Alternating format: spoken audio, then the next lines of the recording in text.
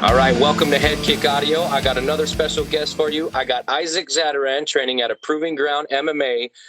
He competes at RUF 54 at the Celebrity Theater in downtown Phoenix on April 22nd. He's going to be taking on Zherlov. I'm pretty sure I'm pronouncing that wrong as well, but hopefully we'll fix that come fight night when I have to make the call. But Isaac, you train at a Proving Ground. That is literally what you guys do, is prove yourselves day in and day out, inside and out of the cage. I've been there before. I love the gym. So talk to me. I know you got Neelan in the camp as well. I know he's competing. So talk to me about the culture over there and how you guys are getting prepped. Yeah, man. So we're really strong on like being a family environment gym, and like we always welcome in new people, and we want them to feel welcome and everything like that. And like we try to keep ego out the door, right? We check it out. We try to go straight into business.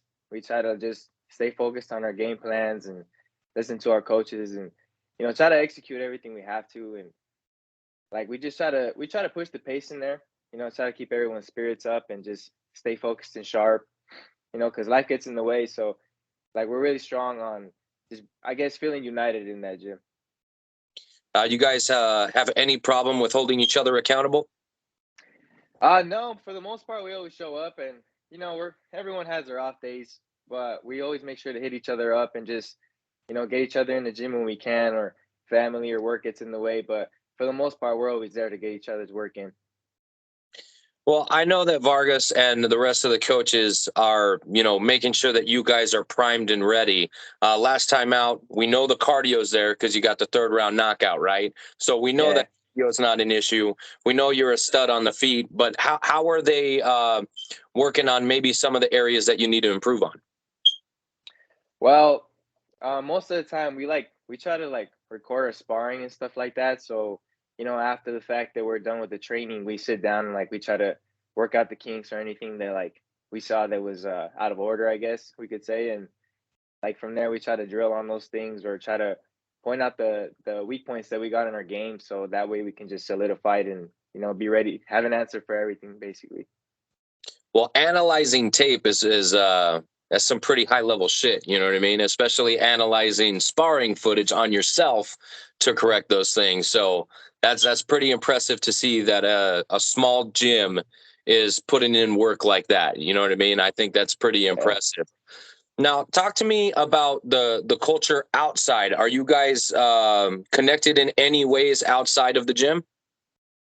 For the most, we try to be, like sometimes we hang out here and there, just grab like some food or whatever to grab some bites. But like other than that, like we're like even though we're not professionals right now or whatnot, like we try to keep each other's dreams alive and like we try to live out like we're already there. That's why like when we're in the gym or outside of the gym, it's like we're trying to stay on a diet, stay focused, watch film, watch all the professionals fighting in the UFC, just like trying to make that dream a reality. So like even though I'm an amateur right now, like we try to treat each other like we're professionals and trying to stay out of like, trouble and all that stuff. Okay, well, that's good. That's good. Holding each Yeah, other accountable in that aspect is going to help you get to that level, right? So, right. what does the opponent Zherlov do well that we got to pay attention to? Well, from what I heard, he is definitely going to bring in the grappling, just like the wrestling. He's a decent wrestler. So, I mean, I don't know too much about this guy, but obviously, I'll be ready for whatever he brings, and I'll just make sure to have like an answer for every position. Just be ready. Okay. Again, a relative unknown to me as well. So hopefully we can get a chat in to see what he's all about. But does the opponent ever matter? Well, uh, in all honesty, no. Like for me, it's just every time I step in that cage, I want to prove to myself that I've been improving. I want to prove to myself. I want to prove to myself that like I have the skill to be here and I belong to be here. And in the future, I will be on the big stages. So like whoever it is, whatever size, strength, like power doesn't scare me. So I'm definitely like in there mostly to prove to myself like what I'm able to do. So I mean, if the guy is strong or whatever, I'm there for it. Like I love wars, so it'd be fun. All right. And why do you fight? Well, I have always strongly felt since I was a little kid that I just, I always wrestled with my dad, and I just never stopped, never stopped. And I have two brothers. I have an older brother and a younger brother, and we used to just wrestle all the time with my dad, and like they would always like quit because they were tired, and I just wanted to keep going because I wanted to beat them. I always love watching action movies and all that. So I've always had that like in the back of my head that I didn't realize exactly what it was until I started wrestling in high school. I was 18 at the time, and I tried every other sport and it just didn't click for me. And then for this one, it was just like when I tried it the first time, it just I don't know, I connected like I really connected with that sport, and like it helped me like keep discipline for myself, healthy wise and everything that comes with it, and it helped me discipline my life as well. So I really love how what this does for my life. Do you think it's that it's just you versus your opponent? Do you think maybe maybe it's the team thing that didn't work for you? Yeah, I think that's another big part of it is just like because I used to do football in high school, and like you always had to rely on the other person to do the work. If not, it would mess up everything, even though you were on point with everything. And then in this sport, it's like it's just you. So anything you don't do, anything like you don't hit or whatever, that's on you. Like, and you have to put your work in. You're accountable for yourself. And especially when you step in the cage, it's all about the showcase is the work you put in, basically. I gotcha. And what are the aspirations? What are the goals for this career that you're choosing? Well, first off, being from a Mexican background, my parents and like their parents and so on, they've always worked for somebody, like they never really started their own company or anything like that. And I want to break those chains to try to make a name for myself and like be able to be my own boss and be able to like, in the future, if I have kids, like I can tell them like the legacy I left behind, and I want them to feel like they could believe in themselves and be whatever they want to be. So that's a big part of it as well. And like I have cousins and family in Mexico that like watch me to fight, and I want them to also believe that like they can like also chase their dreams, like to not be scared of it, and not just have to like work for somebody their whole life. So that's a big part of it. Okay. So it's more about inspiring than, the UFC. So does the platform matter? I mean, yeah, that would help as well because if you can't fight your whole life, so I could use it, get a good run, get a good feel, and just feel the vibes and everything. And after that, maybe start my own business with the exposure from that platform. Okay. And do you have businesses in mind? I'm not going to steal your ideas, I Yeah, promise. yeah. No, well, it's just very like it's very like brief. Like I obviously like just open my own gym because I love how this sport changed my life. So I definitely want to give back to the community. The young kids, especially the troublemakers. I can try to get them out of there and get their life straight and like just give back for like everything that I've received as well. Like I wouldn't be here if it wasn't for like a lot of people that helped me to get to this position. So I would definitely love to give back and open my own gym and maybe just also regular gyms where they could train. I feel you. Now, generally speaking, I don't want to, just put it out there. But generally speaking, when some guy or some gal says they want to give back and provide opportunities that they didn't have for maybe troublemakers, that kind of insinuates that they were maybe a little bit of a troublemaker themselves. Yeah, I mean, I was a good kid for the most part, but like, I my father was just really strict on me, so I didn't have the opportunity to do any like mess or whatever. But um, I definitely got like bullied a lot in school and all that stuff. So that's kind of where I want to give back to those kids where they can have like self esteem, learn themselves and stuff like that, and like build confidence. So that's a big part for me. But other than that, like I haven't really been in trouble like that. Okay, okay. So Yeah. I'm barking up the wrong tree. See, me, I was a huge troublemaker. Huge troublemaker. Yeah. You know what I mean? So I Yeah. would definitely not be upset if you were a troublemaker. That doesn't bother me at all. What matters to me is the way that you're carrying yourself now. You got a good head on your shoulders, and it seems like you really want to give back, which I 100% respect and get behind. So Appreciate it. kind of like the ideal athlete that promoters are looking for. You know what I mean? A kid that knocks people out, a kid that maybe isn't too hard on the eyes, a kid that's got a good head on his shoulders. You know what I mean? So you're kind of the full package. So what are you expecting to do come April 22nd over at the Celebrity Theater? Well, I've had a difficult long run trying to get back because since the last time I fight, I went through a lot of things, like a lot of injuries. Right after my first fight, I wanted to get right back in and get another feel in the cage. But I think it was like 2 weeks out. We were just drilling like normal, and I caught a knee to the back of the head, and my head just split open. So yeah, I had to get some staples, and I couldn't make that fight. And then because I couldn't clean that area, I got like really bad skin infections on there. So I had to like skip out another two because it kept coming back aggressively or whatnot. And then I was like, okay, trying to get my mind straight.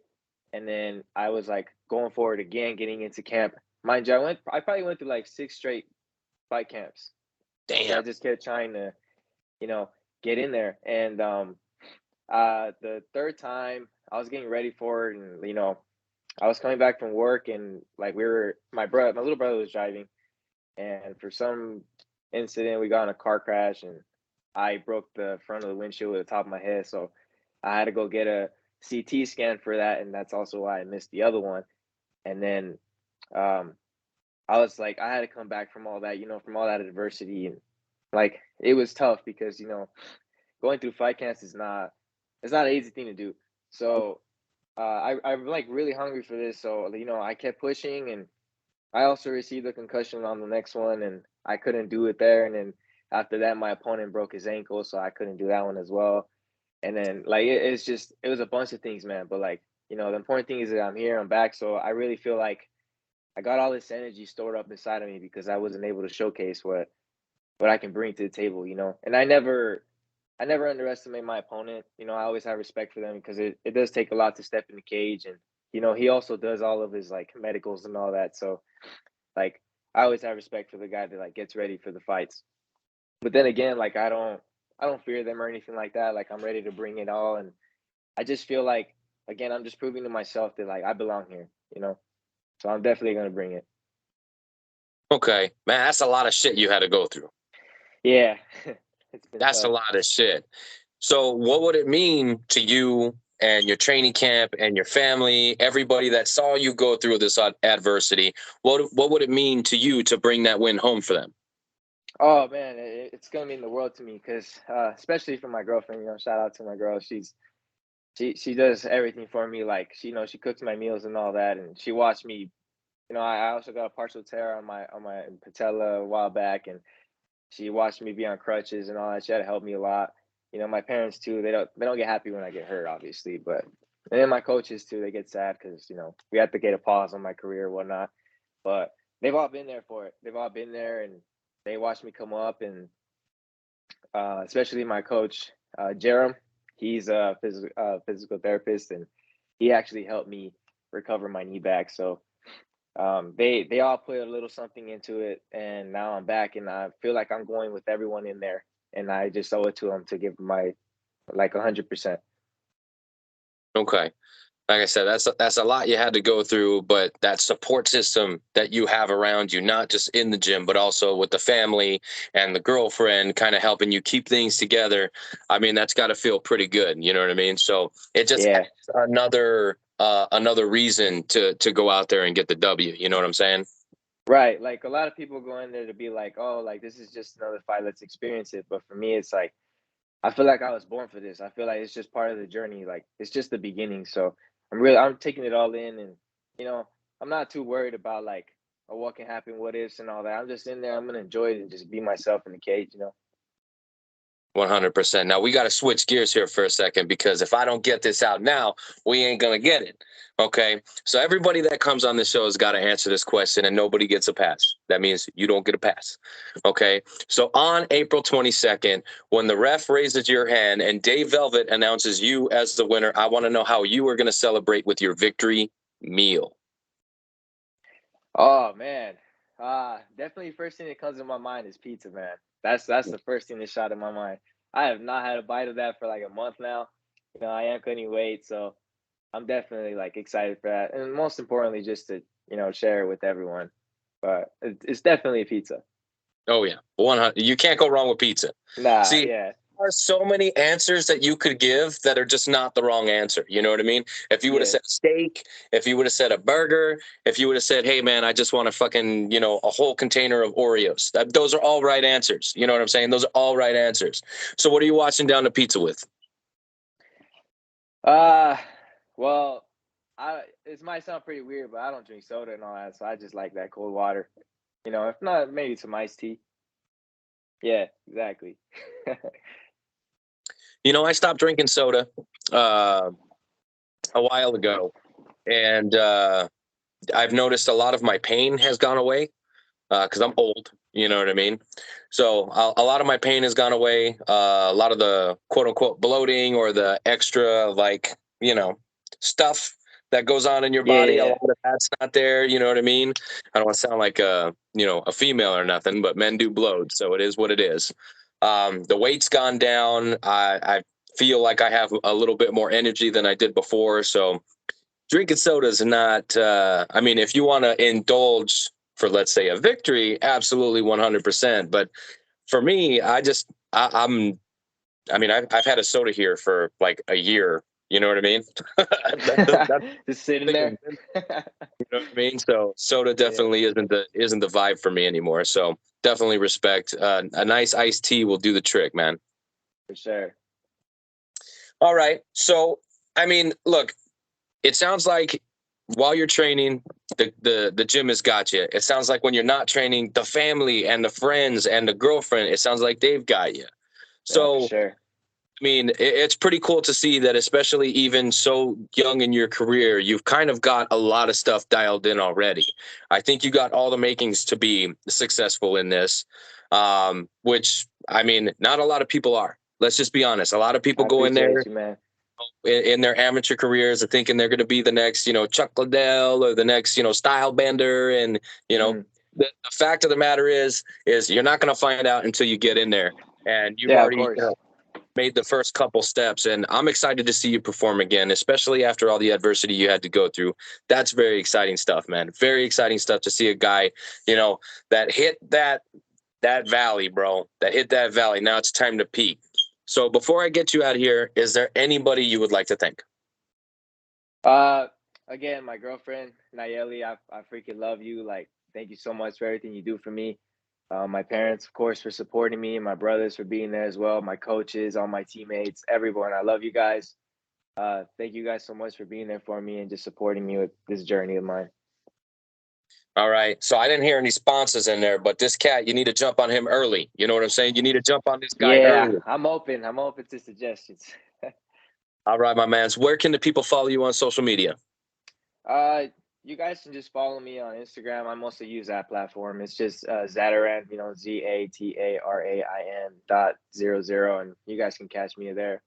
I mostly just put like what's going on in my life and stuff, not just fighting. So you guys can like get to know me a little better and stuff like that. And if any sponsors as well want to hop on that, you can definitely DM me. Right there, DMs are open. And then what is your fighter code for people that want to purchase the pay-per-view or tickets on the internet? My fight code is just Isaac, ISAAC in all caps. All right, so you got it there. ISAAC in all caps to get this guy a little bit of cha-ching to put in his Yes, wallet to put sir. towards the camp or the pizza. You know what I'm Of saying? course. Yes, sir. That's what I'm All definitely right, gonna attack Isaac. that. It's been an absolute pleasure getting to know you a little bit more. I cannot wait to see you perform again. RUF 54, April 22nd, over at the Celebrity Theater. I can't wait to see it, my man. Hey, I can't wait to be a part of that company, man. It's a nice company. It's organized. I like it. All right. Is there anything else you'd like to get out into the universe? Uh, just keep believing in your dreams, guys. Don't give up.